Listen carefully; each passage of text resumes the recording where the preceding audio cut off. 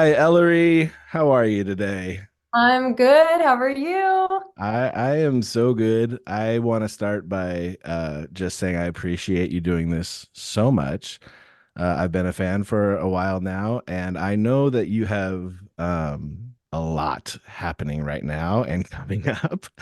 So the Yeah, fact that you're taking time out on 3 o'clock on a Monday, I really, really appreciate it. I really appreciate you having me. Thank you for reaching out to me. And I love having these types of conversations. So the pleasure is all mine for real. Awesome. I want to dive into backstory, but just for context, what is everything you have going on right now with any detail that you can share about things that are happening right now for you? Yeah.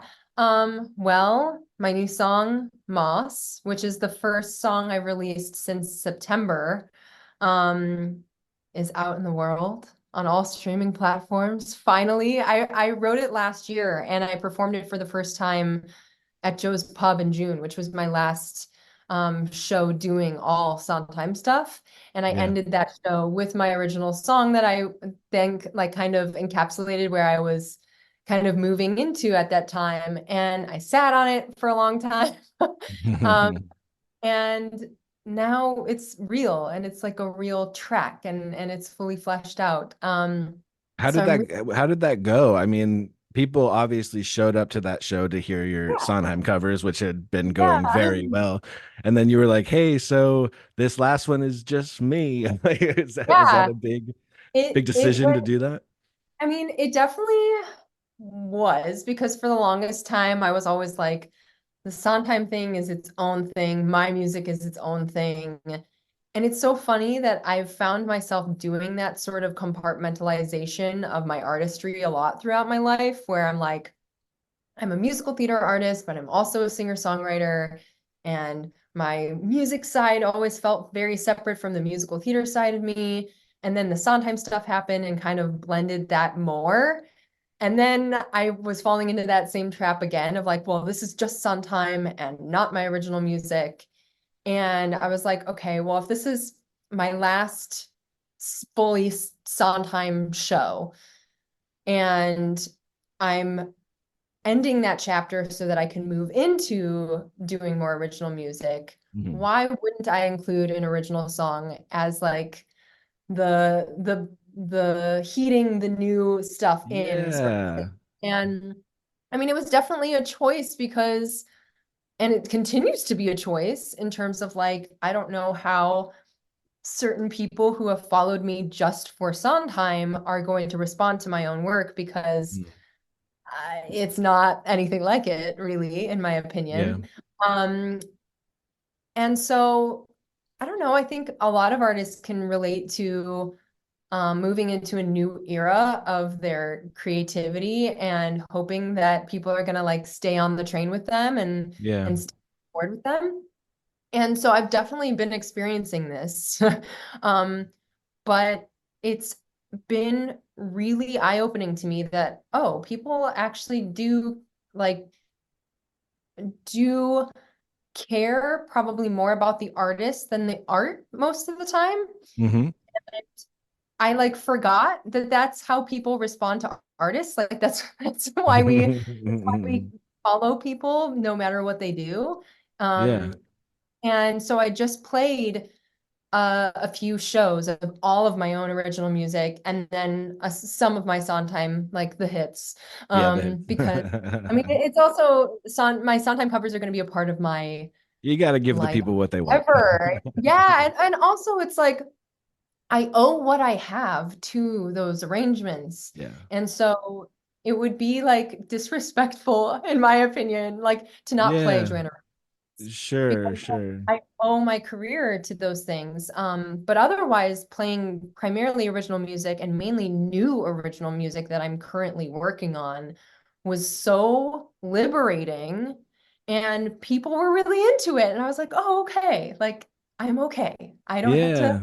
I don't have to worry so much about if people are going to like this or not, or they're going to be disappointed that it's not the same thing that they've been seeing, especially when I'm following what's inspiring me, and how can that ever lead you astray as an artist? Like Yeah, absolutely. staying grounded and centered in what is feeding you spiritually and um in terms of your inspiration, like just following that and listening to that, you can't really do any wrong.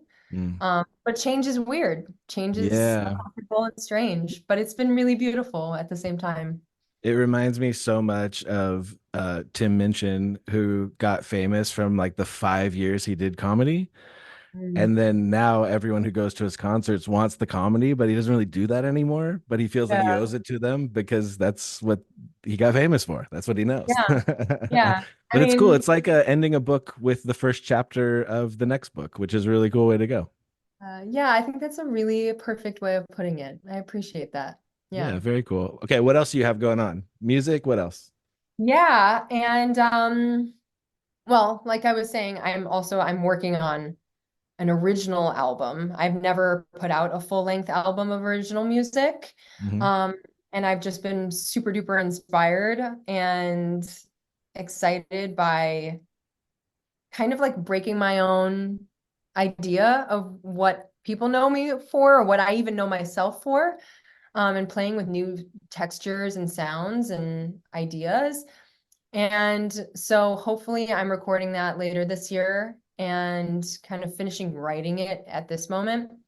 And I'm also working on a musical and writing a whole musical, which is like, it's really weird to be uh doing something that I always said I would never do Mm, because I always thought it was just like way too hard and out of my depth. And also, when I was younger, being in like a BFA program, being a part of this musical theater world that exists as we know it when I was younger, I felt like the music that I write or that I like to listen to doesn't necessarily fit into the world of musical theater. And so I was yeah. like, oh, well, then it's just not for me.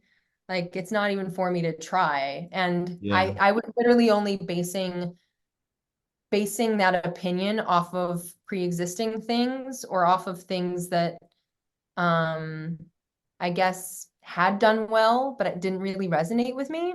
Hmm. And so it's like, oh, well, I can't do what that person does, nor do I want to.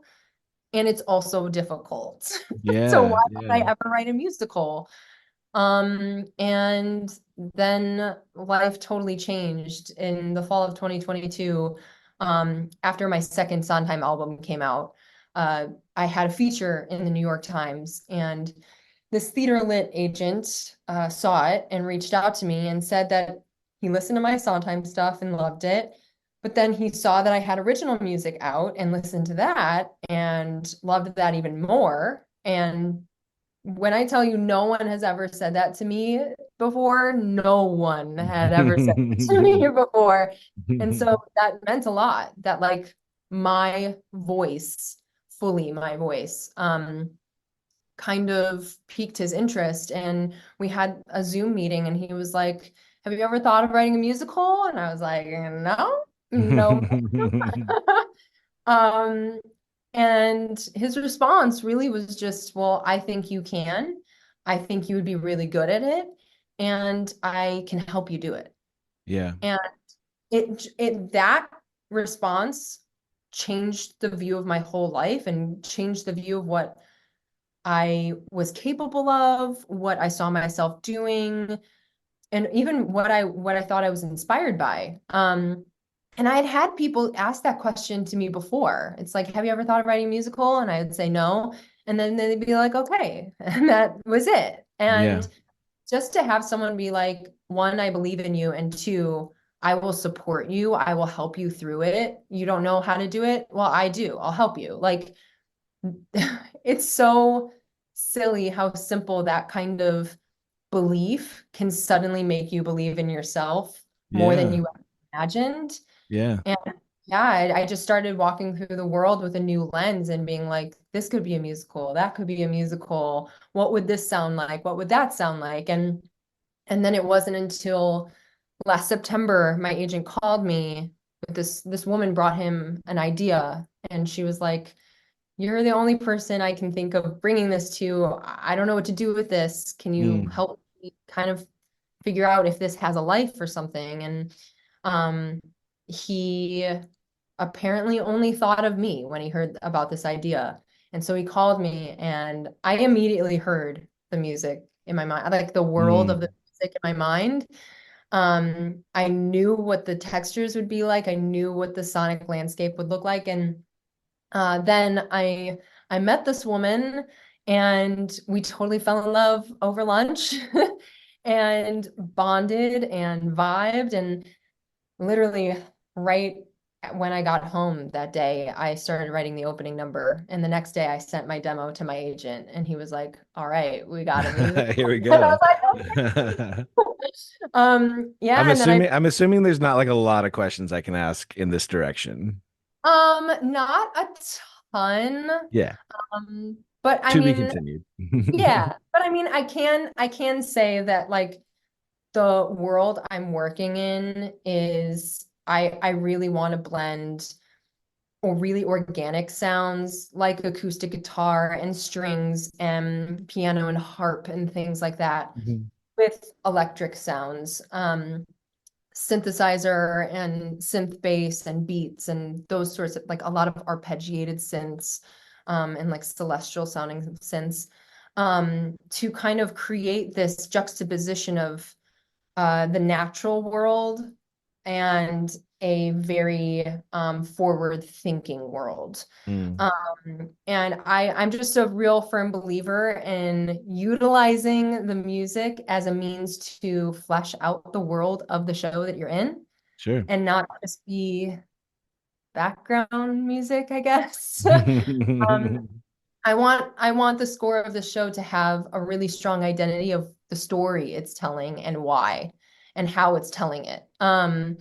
And I'm also writing it for myself because, girl, no one else is doing it for me. So, um, Yeah, it feels good to write a musical theater role for my own voice in the hopes that when I'm not playing this role, other people with similar voices or just unique voices in general can feel like they have a place in a musical theater score.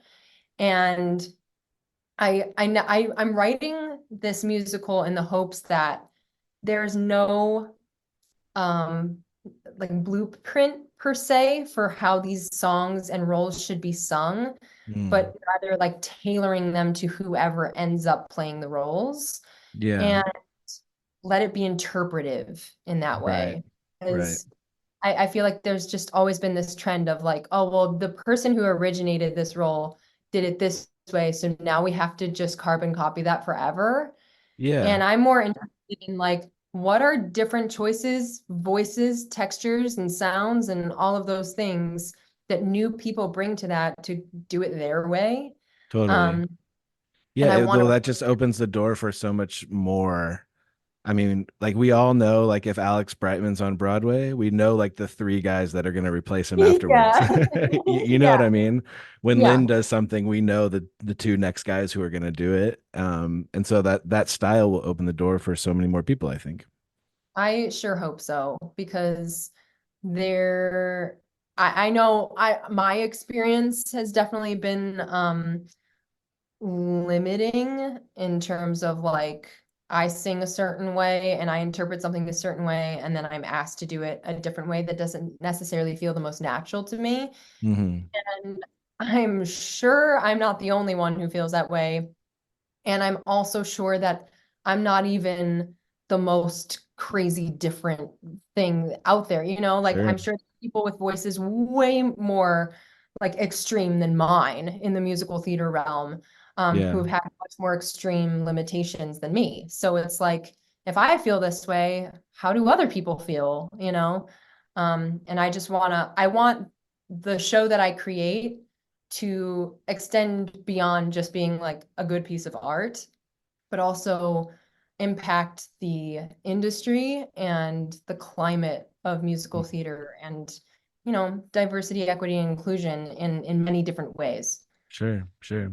So take me back. I know you've been studying music and music theater for a long time, like back to high school. I would, you Even know, before even I did before. my first, well, I started piano and violin at the age of 5. And that's Hmm. actually when I started writing music because I didn't want to learn what was given to me, so I just made shit up. Yeah. Um, and then I started voice lessons and doing shows and acting classes and all of that when I was 8. So yeah. Long time. When did you Yeah. first start to feel like your style didn't fit what was happening?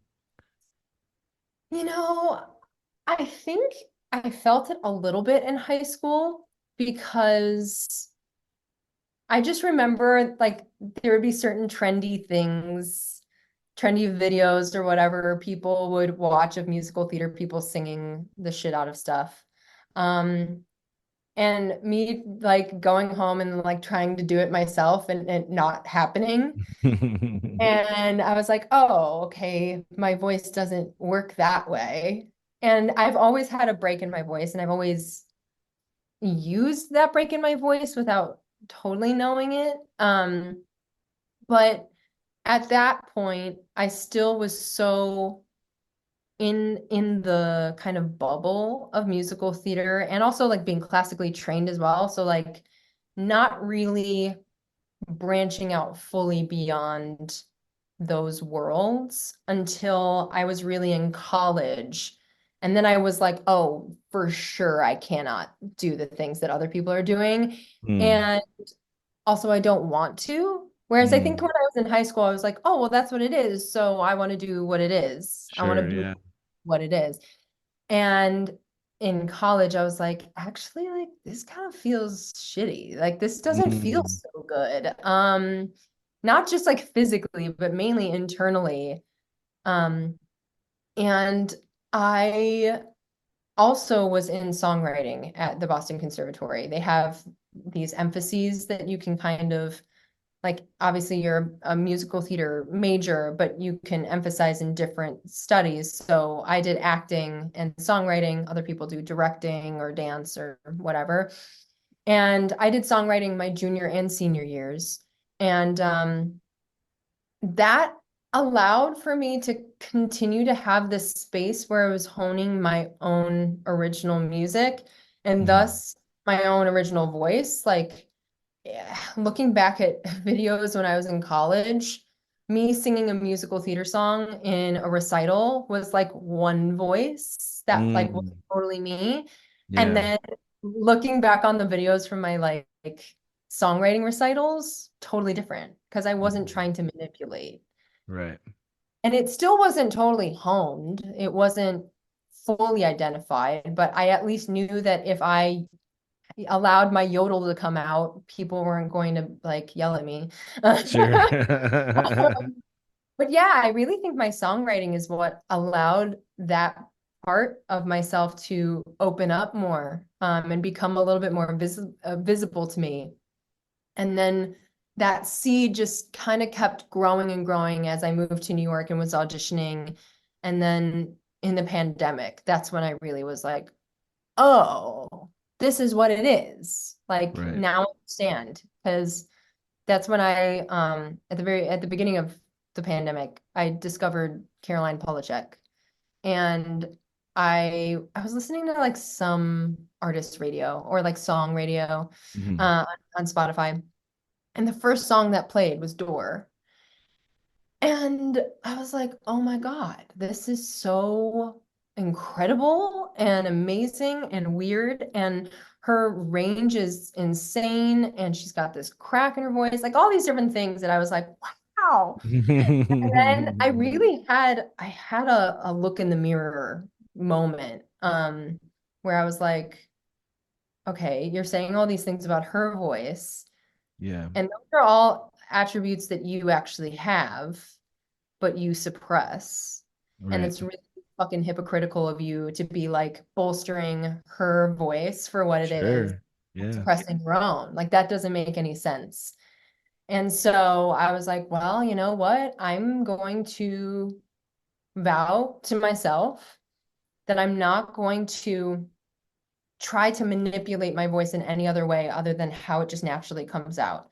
Sure. Obviously, I've studied voice for a long time, so my technique will still be there. I'm not saying like do away with technique, but within technique, how does your voice just do its thing Mhm. without messing around with it and Yeah. manipulating, morphing it into something that it isn't?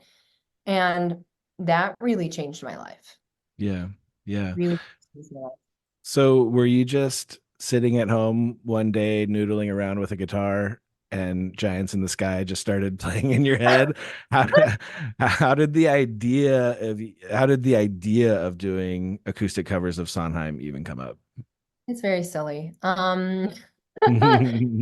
So I started teaching myself guitar at the end of 2016, or like summer of 2016. And yeah, my friend was selling her really cheap Jasmine guitar. I was like, well, you know what? I feel kind of stuck with piano. I feel like I've hit a plateau with my songwriting and like what that is. So, well, what the hell? I'll buy this guitar for $40 Yeah. and teach myself how to play it. And so then from there, I mean, it was so remedial.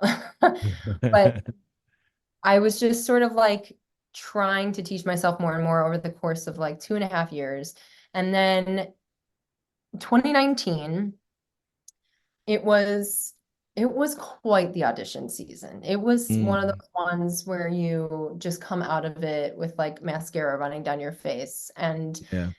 just beaten up. And so it was March 1st of 2019.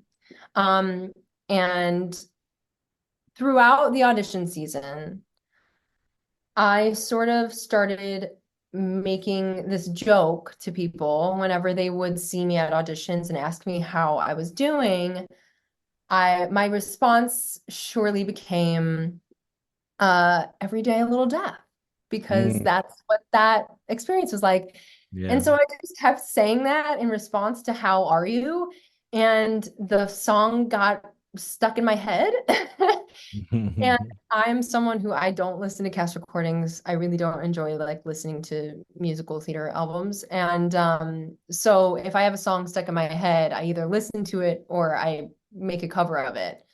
And so I was like, you know what? I gotta just get this out of my system. I'm just gonna like do a cover of Everyday a Little Death. And at that time, I still didn't know any bar chords at all. So I just like kind of picked up these couple of chords and a little finger picking pattern that I made up and um just sort of plopped it out that Yeah. day. And I recorded this little video on my Instagram for like just my friends. And even then, I think it got like 100 likes or whatever. And for me, that was like a lot. I know that feeling. Yeah, I was like, wow, people really like this. And Yeah. my friend Harper commented, like, you should make this a series. And at the time, I captioned it Sufjan on Sondheim because it was very Yeah. Stevens-esque. And also, I was like, if Sufjan Stevens wrote a musical theater song, it'd be Every Day a Little Death. Um, and so my friend was like, do more of these. And so the next day I was like, all right, what are other Sondheim songs that I really, really love? And the Act Two Joanna is one of my favorites. And so yet again, I was like, what are like three chords that I know? Yeah, Um, three chords and a capo, baby. That's all you need. yeah, yeah.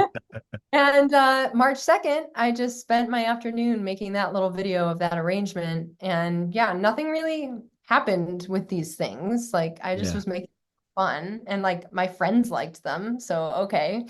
And that really was the inception Yeah, of very cool. thing. And then it just took on a trajectory I never would have foreseen at that time. Yeah, I have a poem out in the world that says everything I write gets 100 views, and my mom probably counts for 92. So I totally Oh, understand. I yeah. totally understand that stage of life. Dang it. Yeah. Yeah. Um, so one, those covers kind of put you on the map, put you on people's minds, got you in front of people. Was that also a turning point in going, my style works with songs like this, so I can write my own style and be accepted in this community? I actually don't know if that's true. It's actually pretty funny because the Sondheim stuff, like I'm never someone who really identified as an indie folk artist or a folk artist in general, like at Mm, all. I feel like I found my way into that by way of utilizing an artist that I love as inspiration that worked really well with these songs.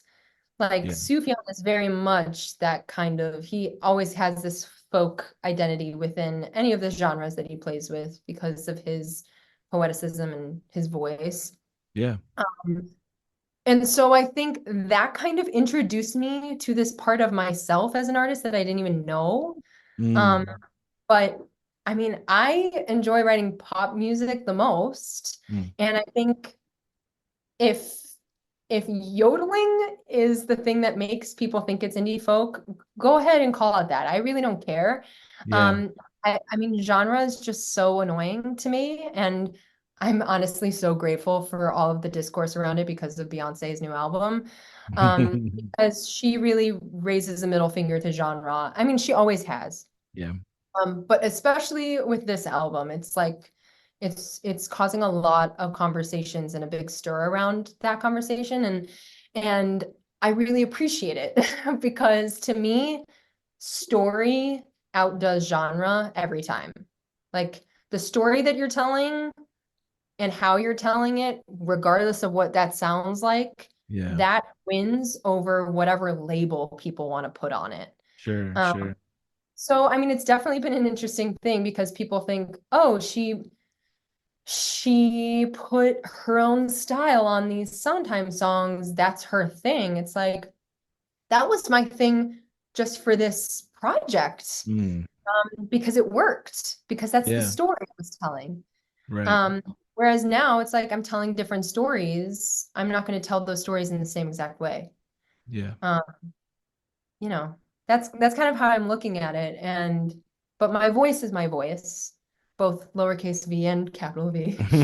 And um, and I think if people are on board with that, then you shouldn't care about what genre I'm working in. But if you really just want to hear acoustic sounds and soft little ditties, then maybe you'll just stay listening to my Sondheim stuff and not listen to the other stuff. But Right. that's fine. That's Right. not Right. for me to decide or like have an opinion about. Yeah, I mean, when I think about the big Broadway belty things that you said you didn't quite fit in, my first thought is, well, is this going to be a soft acoustic musical No. like the vibe that you put out in the Sondheim stuff? But it sounds like it's going to be a completely different thing. Well, yeah, because I mean, I'm not telling a quiet story.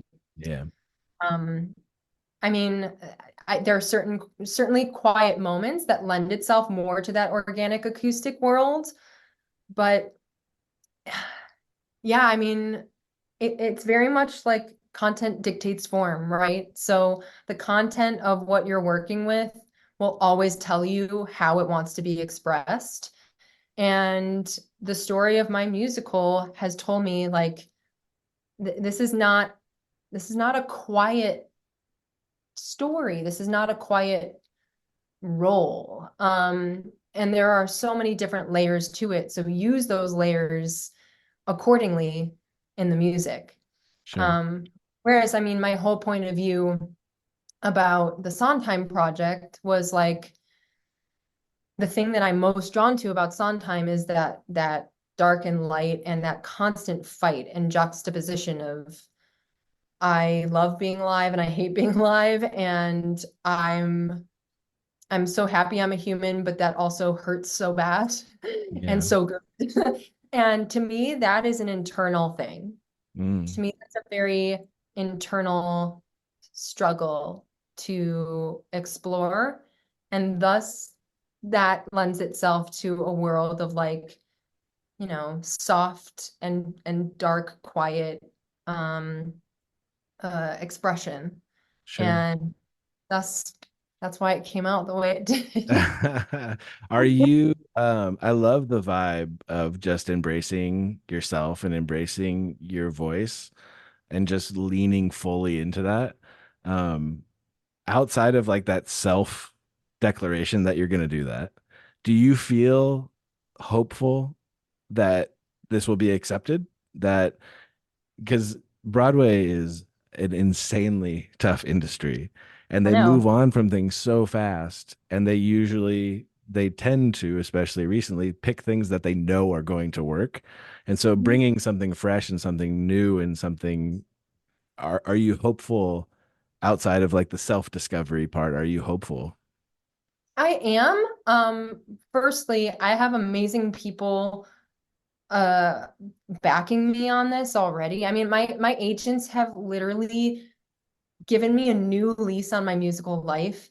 Mm, The belief that both of them have instilled in me has made me so hopeful about this project because they've worked on a lot of things yeah. and a lot of big things. And I trust their opinion when they say something is good and they see it going somewhere. And for them to say that about this piece is like, okay, then I believe it too. And we've already gotten interest from outside people as well, and a lot of positive feedback and commentary. So that makes me really happy. And also, I am a firm believer that when something is good, it's good.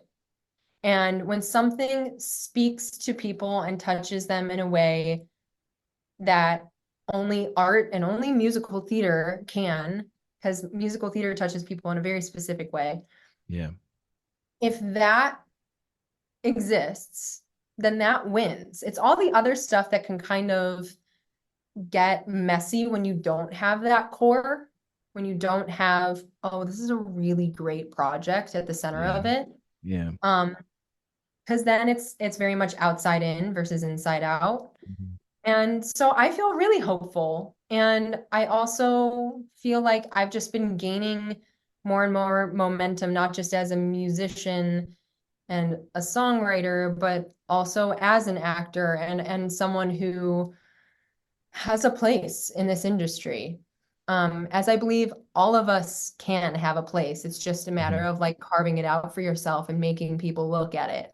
Yeah. Um, but yeah, since this is airing on Monday, I can Yeah. say that I'm going to be Jordan Baker in Gatsby at ART. And Nice. I'm so happy to be a part of something that is aligned with my creative beliefs and my creative point of view as an artist. Because it doesn't happen every day where like as an actor, you also feel like you're a part of something that fully aligns with the type of work you want to do.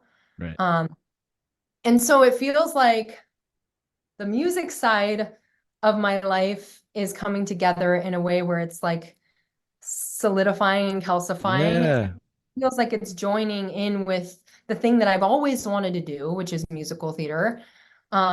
But I want to do it under my own conditions of Yeah. having artistic integrity, um, uh, playing roles that I feel connected to, saying something that I think is really worth saying and saying it clearly with a specific point of view, and being trusted as an actor, being trusted as a performer in that way. So it feels like the circles of the Venn diagram of my life are kind of conjoining Yeah. the very first time.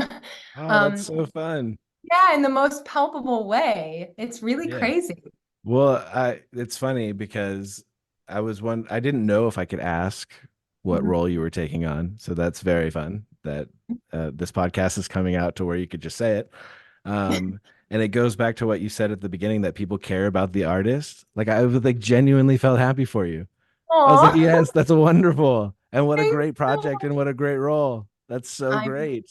yeah, it's And this it's is really the greater Gatsby. This is oh with the with the two projects, this will be the greater oh my God. Gatsby. There's so much wild talk about the dueling Gatsbys, but I don't Yeah. even To me, it's what's beautiful about these moments, just as it was with the Wild Party.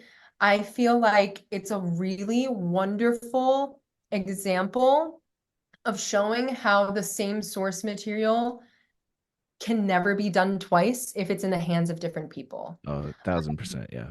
Yeah, and I just think that's a really um I think remarkable thing for the world to see from a creative perspective of like, I don't know. I think about the people who are like, oh, well, that person sang the same audition song in front of me and now I have to sing it and like they're doing the same. It's like, no, Mm, when the material is given to different hands, those hands are going to craft it so differently because yeah, of your point of view. And I just think the whole the whole amazing thing about these two Gatsbys is watching how different people tell the same story, or rather use the same source material to tell different stories. I think that's sure. a better. Sure. Well, I think that is a beautiful transition in this podcast to start talking about God, no God, spirituality, how we're experiencing life, which is really, I started this podcast because I just wanted to get to know behind the scenes what people are up to and doing, and that really interests me. And then also my own journey with all that stuff has been crazy and wild and changes. And I think we're all experiencing the same source material of life and interpreting it differently and telling different stories. Yeah, So that's a what, beautiful way to do that. Mhm. yeah, what has all of that meant to you during your life? Oh, wow. So many things. But I think to start, it's meant that, I mean, I think my biggest takeaways, especially amidst a lot of tumult in the transitional phase of my life over these past few months, is that one, you are your own engine first and foremost. You can be in the most beautiful car, but if you don't have an engine of your own creation, you're not going anywhere. Mm, Um, and I, I, I am very, I'm a huge advocate for just continually and delusionally believing in yourself, even when everything has gone to shit, even when you're not getting any validation, even when people are telling you no, because the second you stop moving, you inherently like prohibit anything from happening to you. mm, You prohibit anything in life coming your way because you're not going towards it yourself. And it's really hard sometimes, but I would rather keep moving even when I'm in pain than be still. I mm, would so much rather be crawling at a snail's pace than be stagnant. Because it's being stagnant that's death.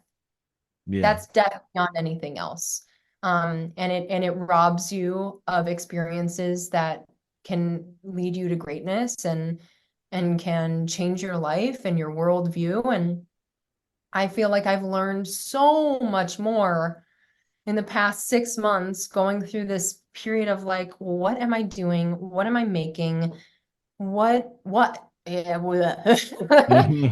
and like, I mean, it's really true that the second you're fearful of doing something, then that's when you know you should do it. And yeah, you're uncomfortable, that's how you know you're growing. And it fucking sucks in the middle of it. And it's like it feels like you want to crawl out of your skin, but man, oh man, it ends up being worth it. Even if you don't know when or how, it does. It really, yeah, really does. And I feel like I've never been this happy in my life before. Like mm, genuinely, I've never felt like these things that I've been manifesting and putting so much energy into are finally kind of returning to me. Not even, it's not like I landed some like huge movie role or like whatever, but it's like just starting to see the light crack over the horizon line. Like that's Yeah. all I needed to feel hopeful, to feel like what I'm doing is actually making an impact, not just on my own life, but to other people. And it's it's a really amazing thing when you just trudge through it and then finally see that little bit of, okay, you're making it through to the other side. Yeah. Is that an inward thing or an outward thing? Like where is the approval coming from, I guess, or is it both? And what I mean Mm. is you've kind of um and I think the song that's out that everyone should go download right now is very much about finding your own voice and being secure in who you are and discovering that and standing on that. If Gatsby wasn't happening, if writing the musical wasn't happening, would that be enough joy in discovering that? Um, yes, because when I wrote that song, I didn't have any of it. Mm, And I wrote that song right directly after a therapy session I had.